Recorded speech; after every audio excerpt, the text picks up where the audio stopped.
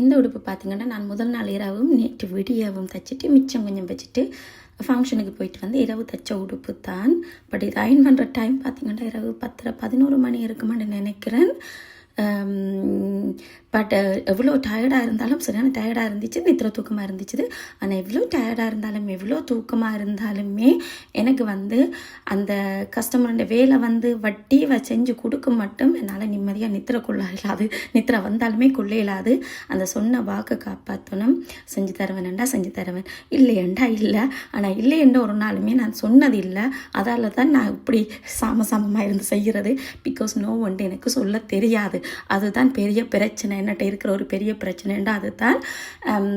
But அந்த அவங்களோட வேலையை செஞ்சு கொடுக்கணும் அந்த நினைச்சாலே எனக்கு வார தூக்கம் வார டயர்டெல்லாம் எங்கே ஓடி போகிறேன்னு தெரியாமலே ஓடி போயிடும்.